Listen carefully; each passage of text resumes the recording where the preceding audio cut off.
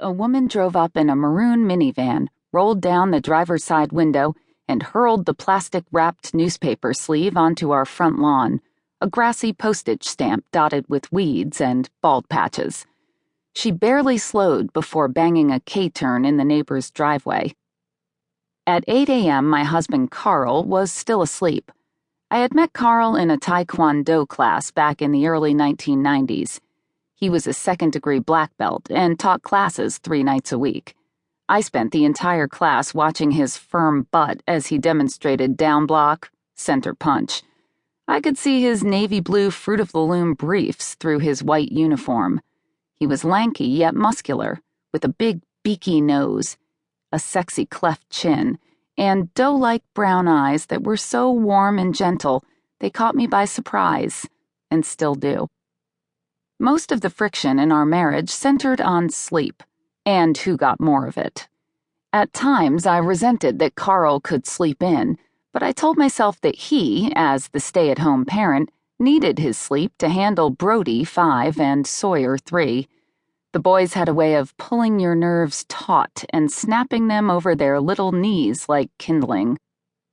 "Mom, I'm sticky. I need a wipe," Brody called from the couch. "Okay." I kept reading the newspaper over coffee at the dining room table. "Mom, I need a wipe." "Okay, Jesus, I'm coming."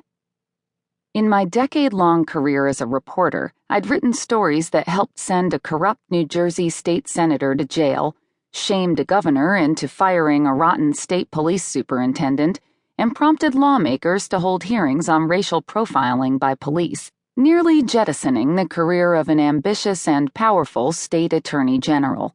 I'd earned my share of scalps. At work, I wasn't afraid to take on the law. At home, I was totally unable to lay down the law. I had never put my kids in timeout, not once. Not when Sawyer punched me in the back and barked, "Get me something to drink, little woman!" Or when he cleaned the television screen with a wet wipe and one of his many concoctions, a mixture of pancake syrup and body lotion. I breastfed Brody until he was 2.5. He'd walk up to me and say, "I want boob," and I'd lift my shirt and bring his curly blonde head toward me. I couldn't say no. Ever. If the kids wanted popsicles for breakfast, fine. Though every so often I got tough. "No popsicle until you finish that whole bowl of Apple Jacks." Then I'd add, "I mean it." If they wanted dinner in the bathtub, I spoon-fed them spaghetti while they played with a fleet of blue and yellow plastic boats. Chunks of tomato and strands of pasta drifted to the bottom of the sudsy water and left an oily slick on the white porcelain. I allowed them to watch so much TV that they went around the house singing jingles to commercials for nationwide insurance and electric wheelchairs for the elderly. I want to go, go, go in my hover-round. When Brody woke up in the middle of the night and stumbled into our bedroom on his stick-figure legs, I held up the covers and nestled him close, even though I knew he kept Carl awake. Brody flopped around all night, kicking and jabbing Carl with his little toenails, until Carl fled to Brody's bed or squeezed into bed with Sawyer and his menagerie of stuffed animals. Carl was a nighttime nomad, condemned to wander the land of bad parenting. Carl liked to say that I was a great mom and a terrible parent. Part of it was guilt.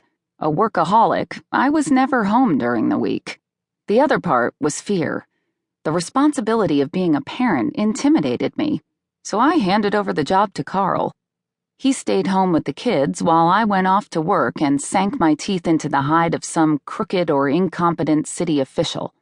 This way, if the kids refused to eat veggies, if they were disrespectful to other adults, if they didn't do their homework, if they became social outcasts and landed in therapy, I could blame Carl. Carl was good at the job, too. He had the mommy thing down. He was loving and stern all at once. Of course, I didn't help much. When Carl went out grocery shopping or to the store, chaos and mischief ruled. I became the third kid.